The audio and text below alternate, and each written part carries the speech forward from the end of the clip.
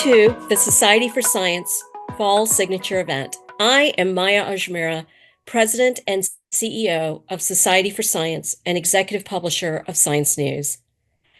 I am looking forward to what I'm certain will be a fascinating conversation between Michael Voss, Publisher of Science News, and Ray Kurzweil, an inventor, author, and futurist, and an alum of the Science Talent Search, one of the Society's STEM research programs. But before I formally introduce them both, I want to take a step back and talk to you about the Society for Science. More than 100 years ago, the Society for Science was founded by journalist E.W. Scripps and zoologist William Ritter. They were worried about disinformation in the news and started Science News. Today, we are best known for our award-winning journalism in Science News and Science News Explores, our world-class STEM research competitions, and our suite of programming that seeks to ensure that any young person with an interest in STEM has an opportunity to pursue that passion. I'm truly looking forward to this conversation today. First, let me introduce all of you to Ray Kurzweil, Principal Researcher and AI Visionary at Google. Ray has been a leading developer in artificial intelligence for 61 years, longer than any other living person. He's a prolific inventor. Ray's inventions include the first CCD flat bed scanner, the first print-to-speech reading machine for the blind, and the first music synthesizer capable of recreating the grand piano and other orchestral instruments. He has received multiple awards and honors, including a Grammy Award and the National Medal of Technology. Ray has written 5 national best-selling books, and his most recent book, The Singularity is Nearer, was released in June 2024. And of course, as I mentioned previously, Ray is an alum of the Science Talent Search. Ray will be joined by Michael Gordon Voss, Publisher of Science News. Michael is a senior executive part of the leadership team of the news organization's business strategy and operations. Prior to joining Science News, Michael was publisher of Stanford Social Innovation Review at Stanford University and co-led the organization with the publication's editor-in-chief. Previously, Michael was vice president and associate publisher at Scientific American. Michael's career in digital and traditional media has spanned more than 2 decades and includes Newsweek, Meredith Corporation, and George Magazine. I'm now so pleased to have Ray Kurzweil and Michael Gordon Voss. Welcome. Thank you, Maya. I'd like to echo what you said in your introduction and thank our alumni and other guests for joining us for today's conversation. And I'd especially like to thank Ray for participating in what we hope will be an engaging hour together. So welcome, Ray. My pleasure. Ray, I've curated questions that our audience submitted during the registration process and added a few of my own. So let's not waste any time and get right to them. Let's start off, Ray, like many people in the audience, as Maya mentioned, you're an alumnus of both the Society's Science Talent Search and what was at the time the National Science and Engineering Fair is now the International Science and Engineering Fair. You've said that you knew you wanted to become an inventor when you were 5. Tell us why. How did you discover your calling? And why did you become a futurist? And more importantly, did your experiences with STS and ICEF influence your career trajectory? Thank you. We could spend the entire hour on that question, but I'll try to develop the highlights of it. It actually goes back to my mother's mother's mother. In 1868, she started a school that allowed women to go from kindergarten to 14th grade. That was very significant because if you were lucky enough to get an education at all in 19th century Europe, it went through at most 9th grade. This went from kindergarten to 14th grade. It was really the first school that allowed people to do that. Her daughter, which was my grandmother, was one of the first women that got a PhD in chemistry and took over the school.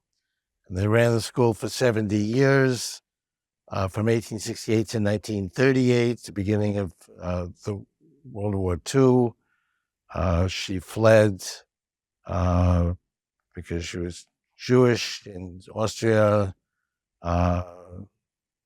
And when I was born in 48, so when I was about 6 years old, she showed me a typewriter. She had written her autobiography. And later on, I became interested in the autobiography, but I wasn't that interested at age 6.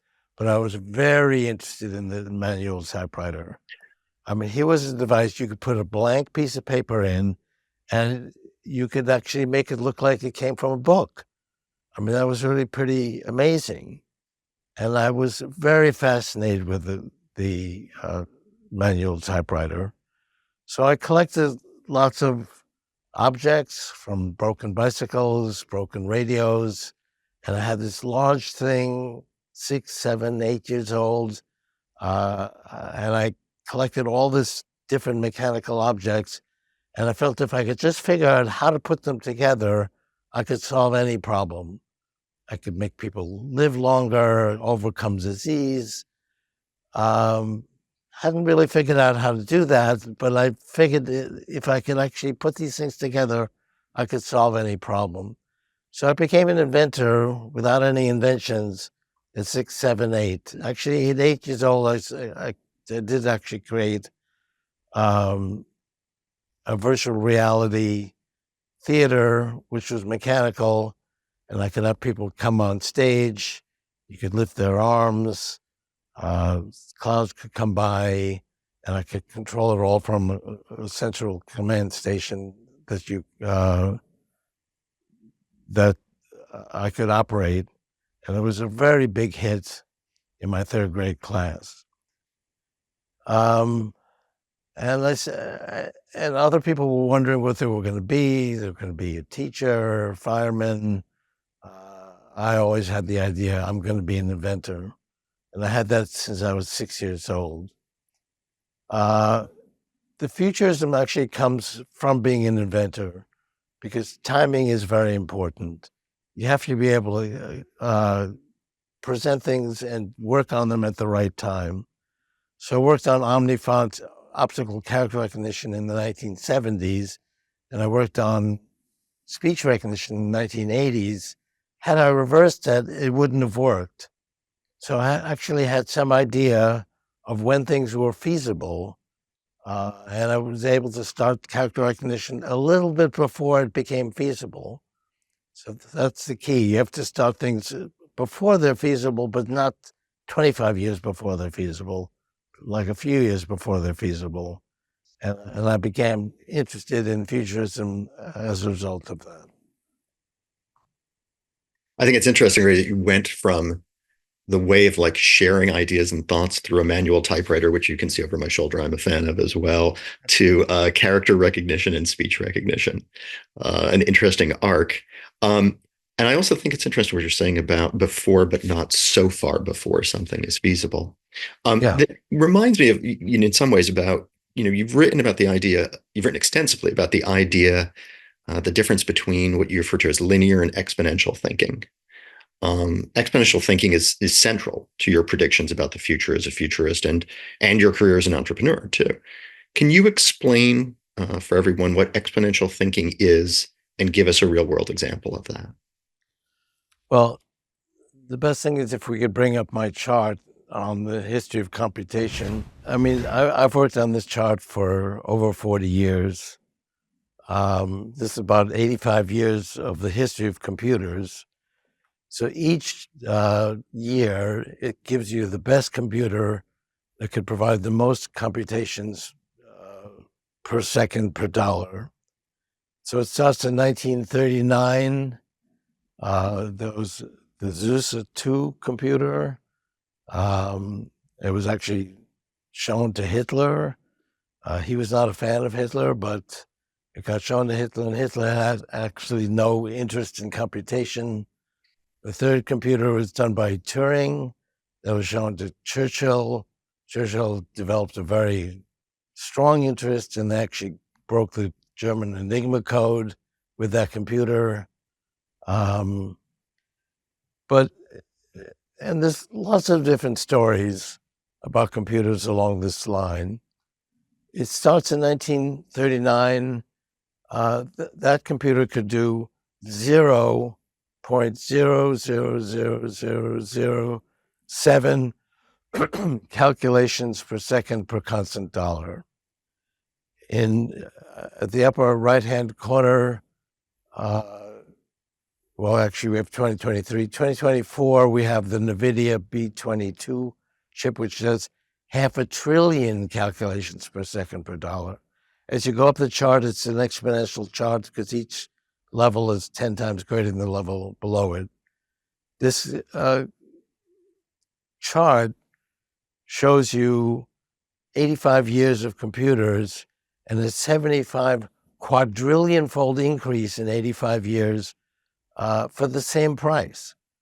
So you can actually get something that's 75 quadrillion-fold more powerful than it was 84 years ago. And that's exponential growth. And anything that has to do with computers or anything electronic has improved given this exponential growth. And what's very interesting is this is a straight line, means exponential growth. And it doesn't matter whether you were increasing relays at the left-hand corner or integrated circuits at the upper right-hand corner. The amount of, basically doubles approximately every year, the amount of computation that we could handle without increasing the cost. And that actually has an enormous effect on our economy, and everything else is growing in this exponential manner. And it makes a very big difference. People think linearly. They think if something took 10 years in the past, it's going to take 10 years in the future. But exponential growth is quite remarkable. If I count linearly, 1, 2, 3, 4, 5, at step 30, I'm at 30. If I count exponentially, 2, 4, 8, 16, at step 30, I'm at 1 billion. And that's what we've seen already. Just think back, 20, 30 years ago, things were 1 billion times less powerful for the same cost.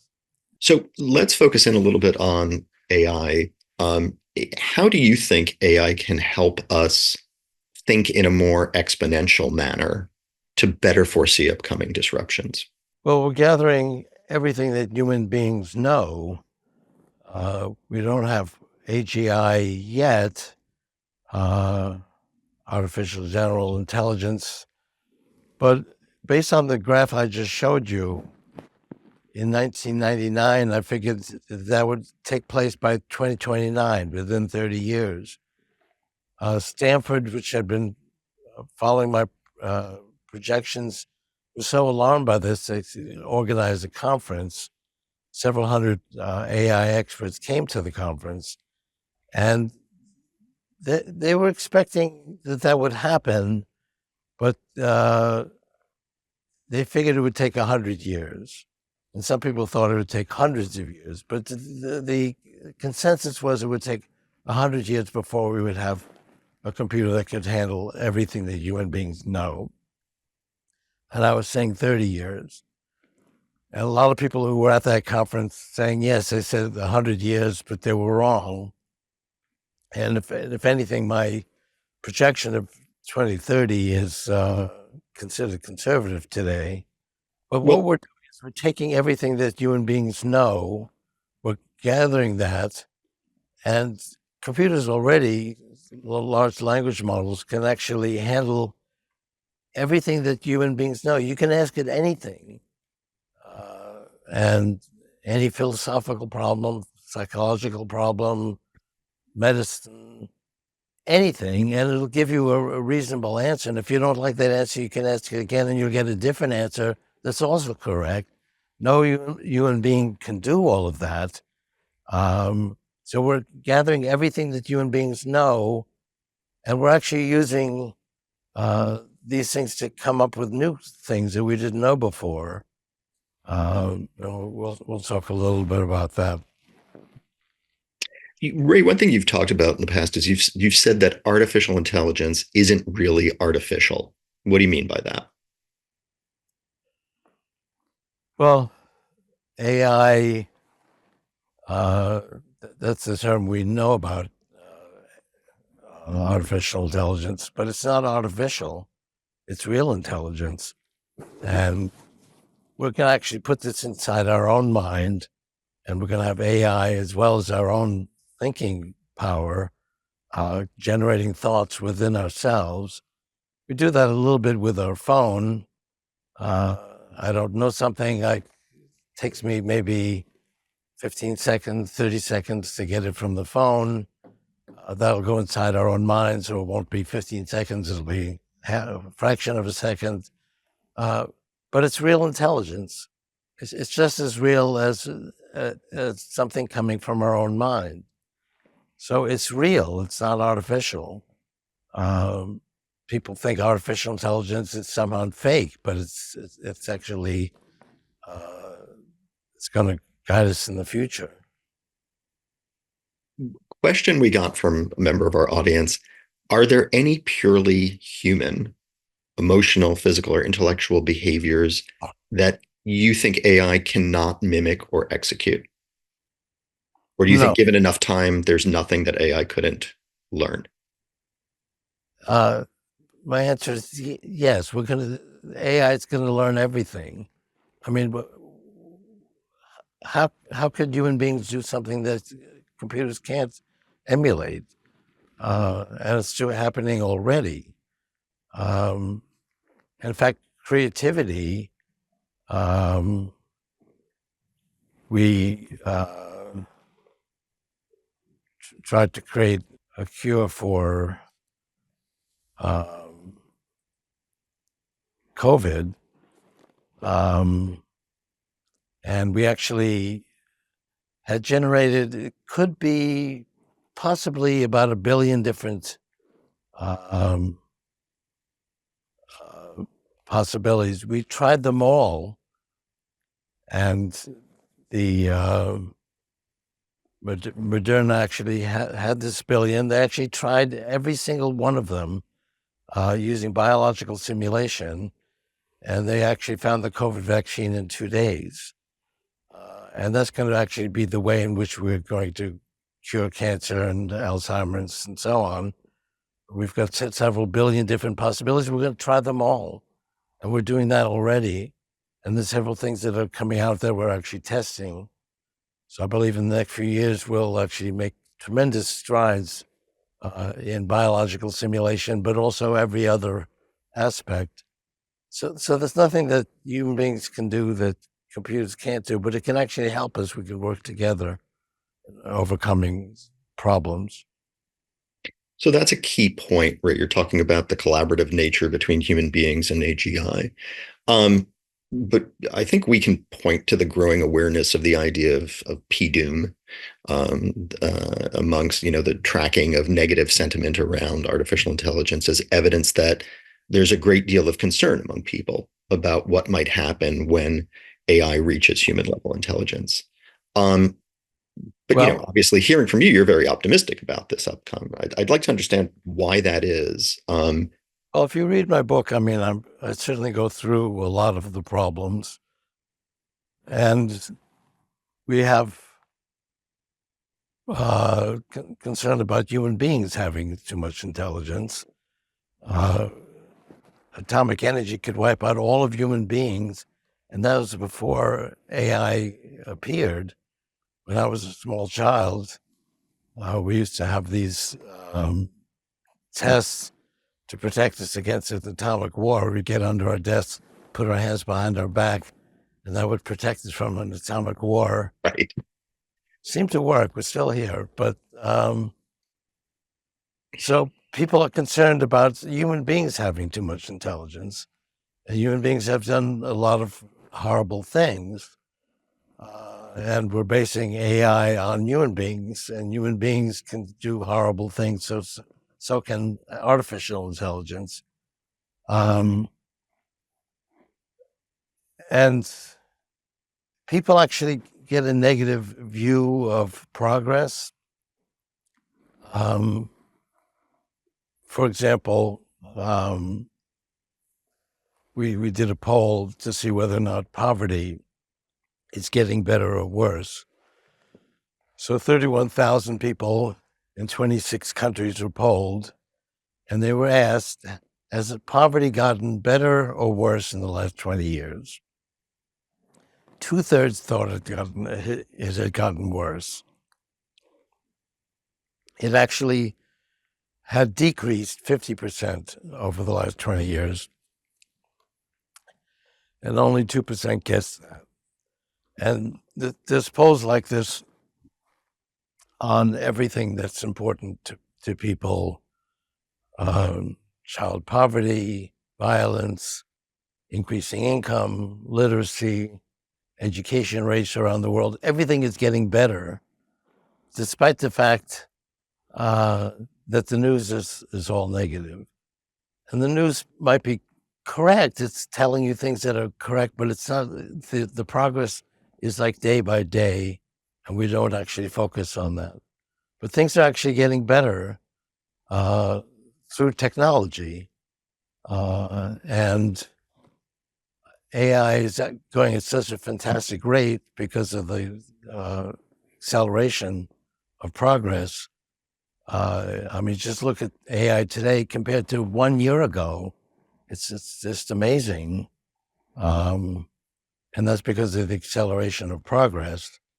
And basically, things are going to get better as a result. We're going to overcome, for example, cancer and Alzheimer's and other types of diseases. Yeah, I agree. I mean, I think, you can look at a variety of measures, and we definitely live in a safer, healthier world than even, like 100 years ago, or even 50 years ago, if not 20 years ago. Yeah. But that, Well, look, I mean, bring up this chart, U.S. personal income. But this is the average amount of money that a person in the United States and Europe have compared to about a century ago. 1 century, we've increased the amount of U.S. personal income about tenfold. and is this chart adjusted for inflation over the same time period? This is adjusted for inflation. So people were very, very poor 100 years ago. And even at any money, you couldn't buy the kinds of things that you can buy today. And cost of everything will drop as AI spreads. I mean, when I was a college student, that doesn't seem that long ago to me, we all shared one computer, and based on today's level of income, that would have cost about $30 million. Today, this is about 1 million times more powerful, and it costs a few $100s. And we don't actually take that into consideration with our economic statistics. But just based on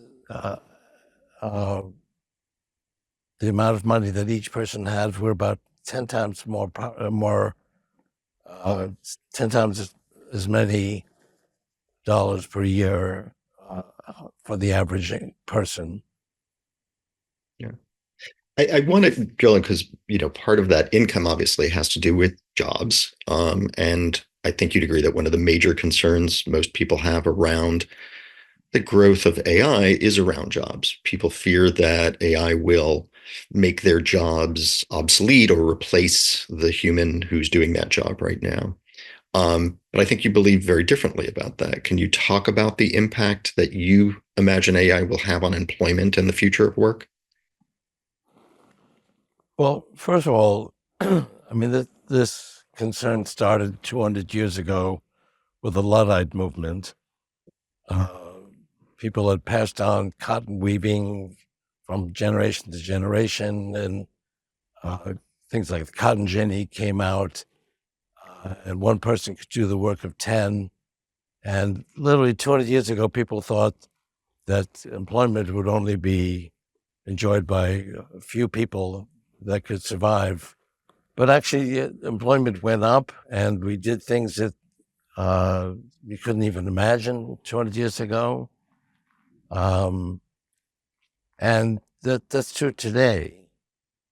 And people are doing things that you couldn't do 10 years ago, like being a social media influencer, for example, that didn't exist 10 years ago. And I know a lot of people who are making good money at that. One difference I have, people think that AI is over here and we're over here and we're competing with AI as if this is an invasion of intelligent machines from Mars. But actually, it's coming from people, and it's actually going to go inside ourselves. We're going to become smarter. The whole idea of the singularity is that we'll bring this inside of ourselves and be a million times more capable of having things inside our body, using nanobots that will connect with the cloud, and we'll be able to, the AI won't be over there, it'll be inside ourselves. So we're going to become smarter. It's going to create jobs that we can't even imagine today. And we're going to be able to overcome problems that we have today, like diseases and so on. I want to zoom in on that for a second. It's interesting, though, as you were describing that, I was thinking about, back in the 70s and 80s when people still thought about computers as this other thing before we realized that computers would end up being embedded in all of the devices around us, in much that same way that you're talking about AI becoming part of our consciousness. Right. I mean, they're very close to us. Recently, I gave a speech and I asked people, how many people have their phone? Everybody raised their hand. 10 years ago, that wasn't the case. So, and this is a route to all the stuff that people have learned. Collective knowledge of, yeah. And you can access it very easily. And you can actually do creativity. This can actually run experiments instantly. And that's going to become more and more the case. And it's not going to, this is a little bit of a problem because you got to remember to bring it with you. If you actually forget it, you have to go back and get it. It takes a little bit of time to actually get answers from it. This will actually go inside us.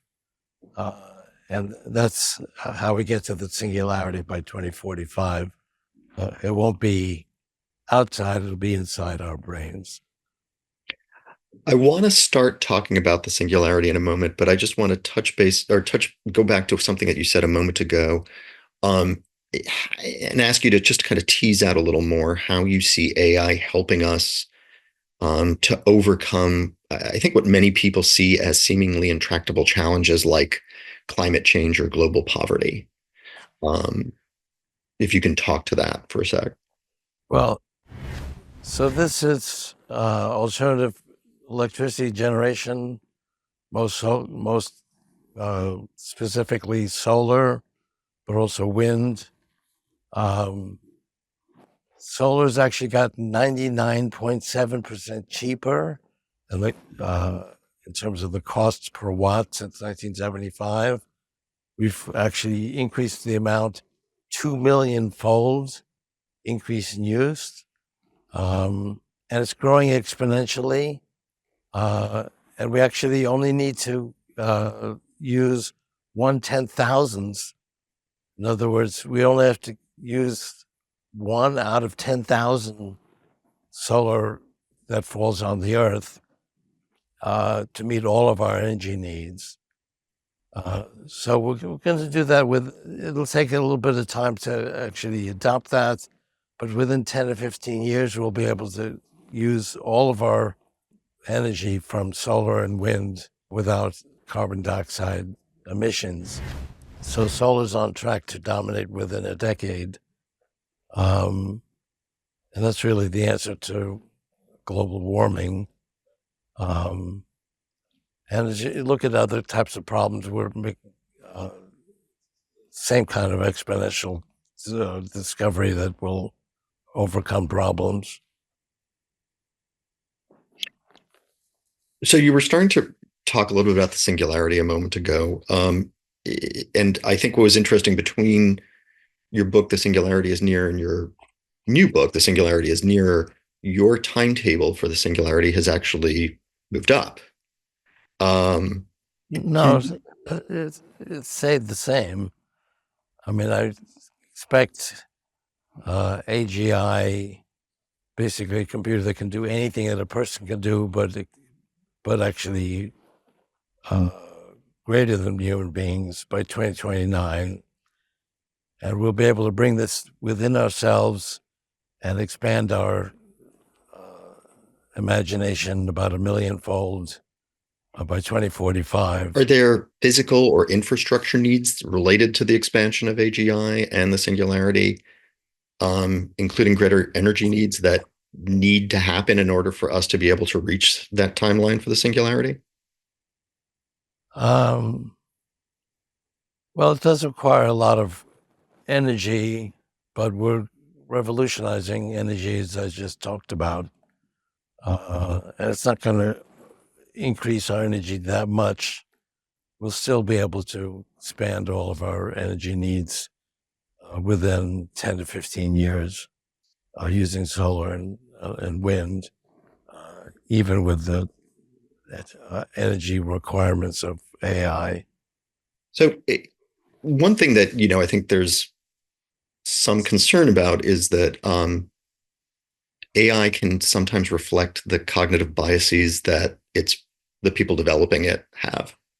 How do we work to prevent that? And can AI itself actually help us to overcome our own mental glitches, our own cognitive biases, once we reach the singularity? Well, it's a very good question. Intelligence has problems. We can create something that could be bad for human beings. I mentioned atomic energy, and that's not AI, and they could wipe out every single person, and they still exist. It's not like we got rid of them. We don't actually talk about them that much, but it's still an issue. We have a moral imperative to realize the promise of tech while controlling the peril. And I believe a lot of people are working on that. But I mean, there are issues that you have to be mindful of. We just had an election, and you can actually take somebody that and it looks like they're actually talking, and they're saying something that they never actually said. But it really looks quite real, and you think that might affect the election. We actually did a pretty good job of that. Examples of that were we were able to figure them out, and I don't think it had a major effect on the election. You're talking about the research that was done showing that most people were able to identify deep fakes, even if they couldn't explain why they could identify it as being not real.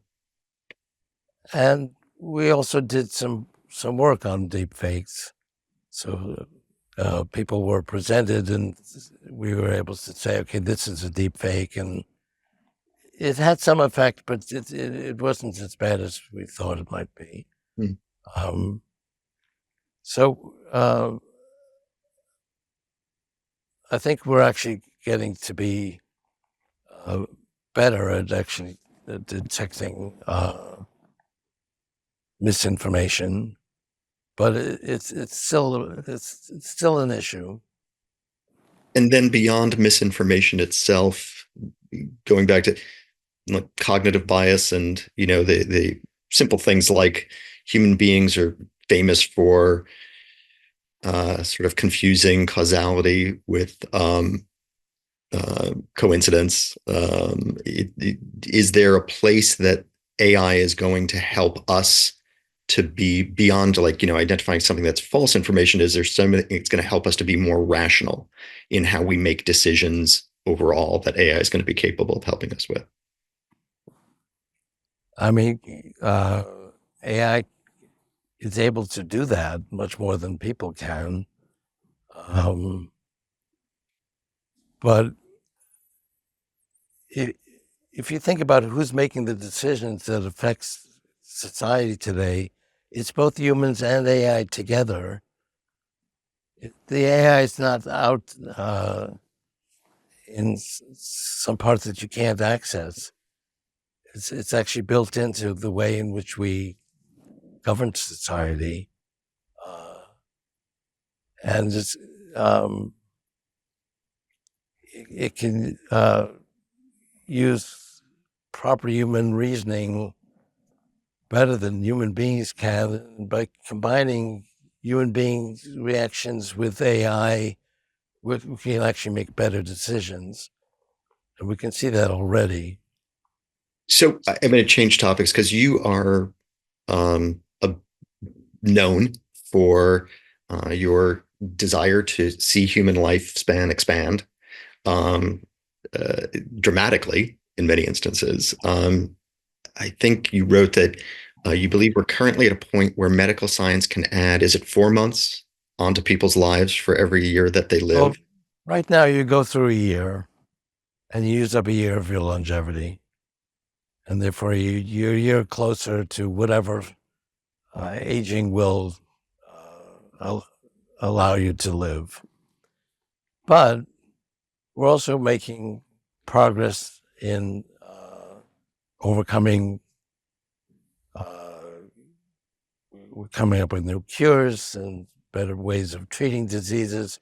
You're getting back about 4 months. So you lose a year, but you get back about 4 months from scientific progress. But the scientific progress is on an exponential climb. So as we go forward, that 4 months is going to become greater. And particularly if you're mindful of advances in scientific progress, by around 8 years from now, you'll get back not 4 months, but a full year. So you use up a year of your longevity, but you get back a year from scientific progress.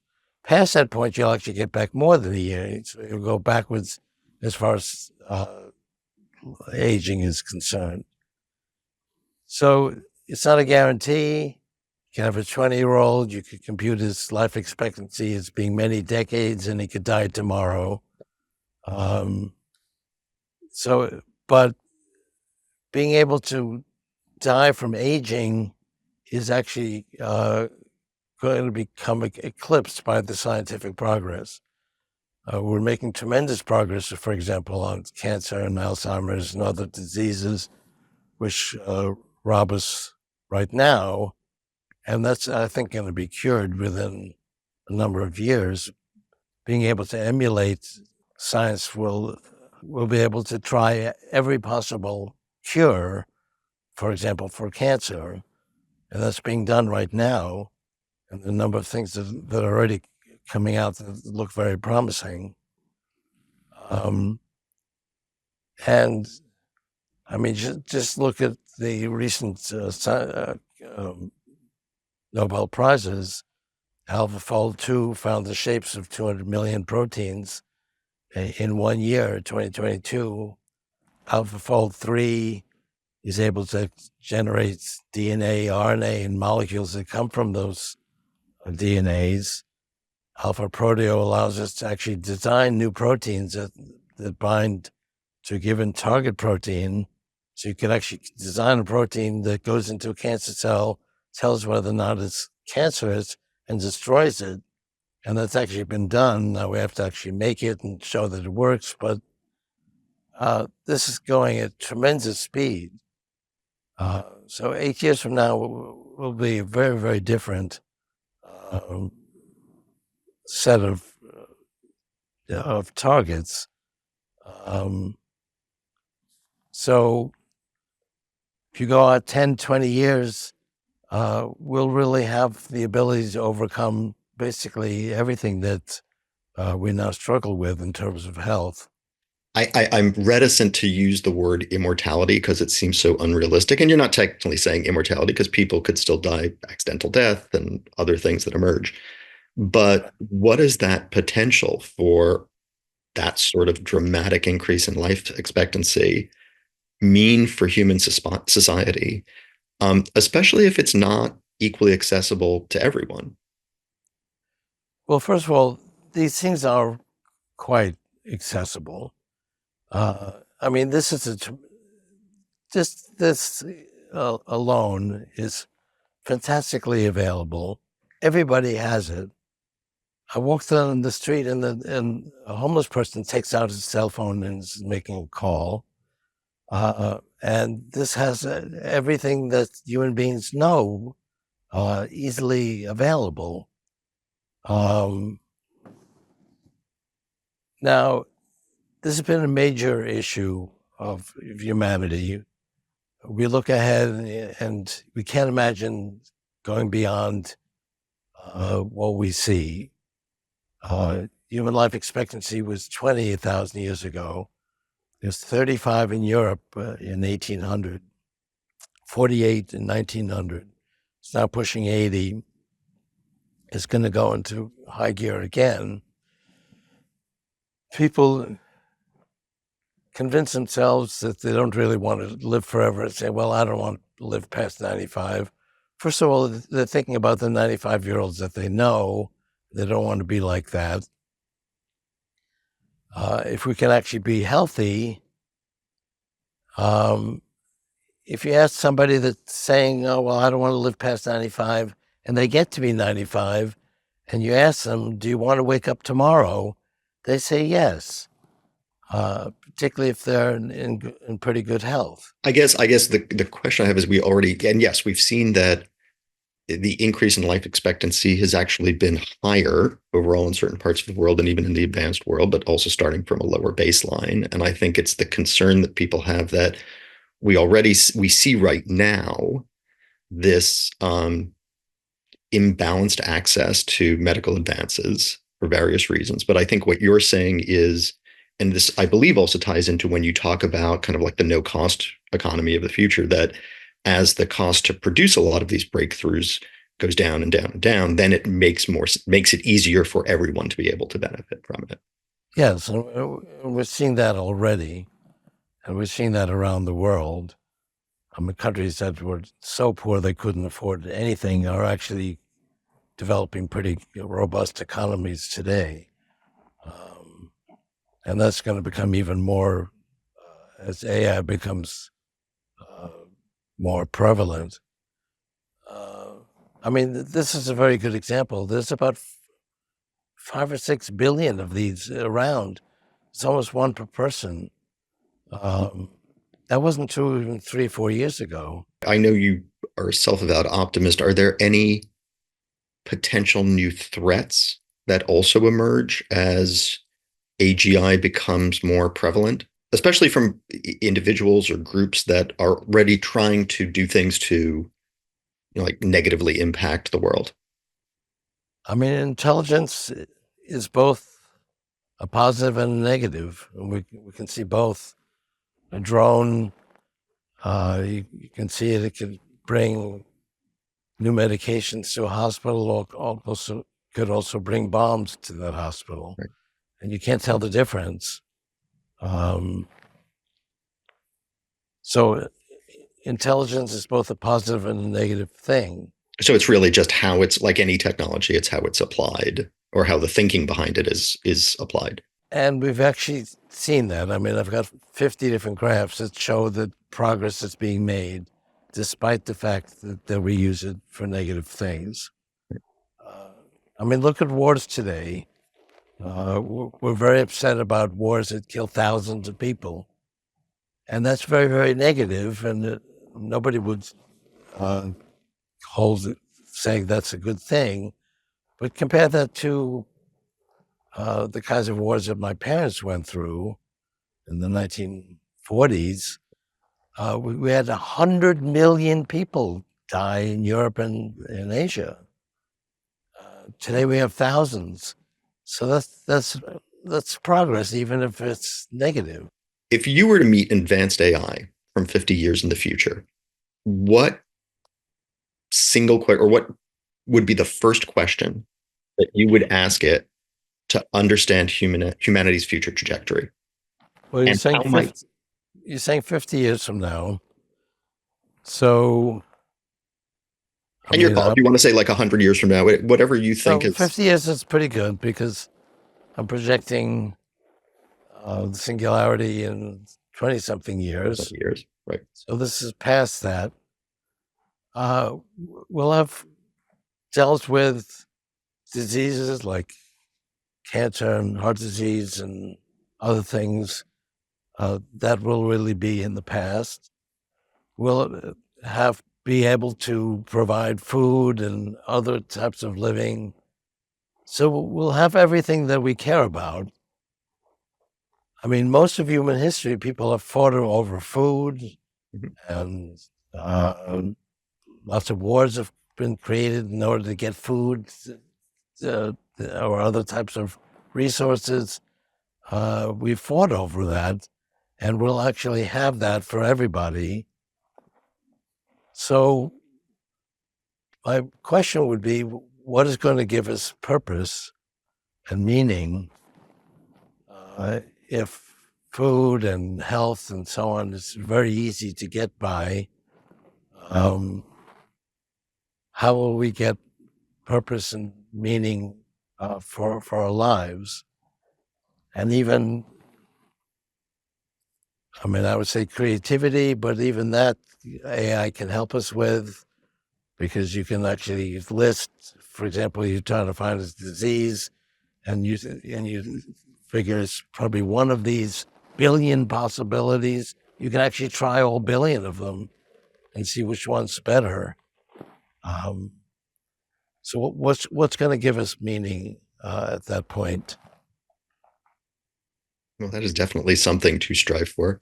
Um, I want to, we're almost out of time. So I want to end on a question that I hope would be of interest to especially our more recent alumni from the competitions who are in the audience today. So I guess my question is, what advice? I mean, you had an interesting family background that led you to do the work that you do, to study what you did, generate the interest that you have. But what advice do you have for young people in general for how to approach the future? Well, it's a good question. Uh, Let me say, when I actually was one of the 40 people, it was at that time the Westinghouse Science Talent Search. I think back to that period, it was actually 60 years ago, approximately. But it seems like it was the beginning of my current voyage. It doesn't seem that long ago. And I can remember it. If I think back one more year, then I was a child, and that seems like another part of my life that it's very hard to reach. But if I actually think about going to Washington, meeting President Johnson, that seems like the beginning of this life. It was interesting. He became president because Kennedy was shot. He actually won the election. This was January 1965, so he just became president that month. And he was very optimistic, and he actually gave us a speech about how he hoped we would never see war. War was a terrible thing to go through, and he would hope that we would never see it. And Vietnam hadn't started yet.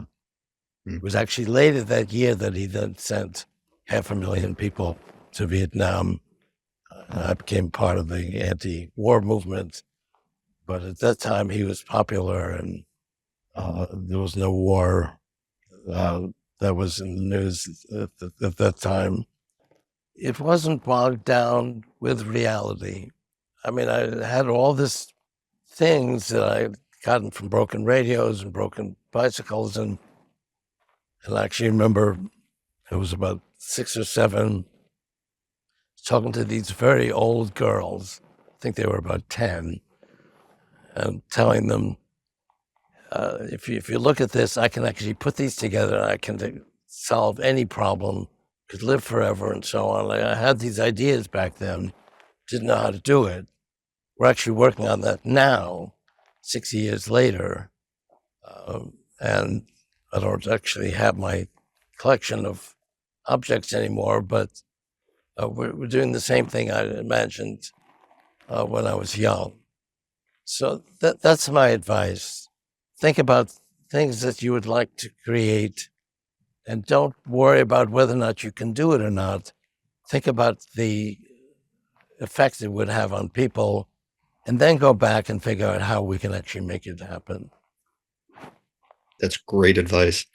Ray, any final thoughts to share with the audience before we wrap up today's conversation? Well, I asked earlier when the Science Talent Search began. I think you said 2042. 1942, yeah.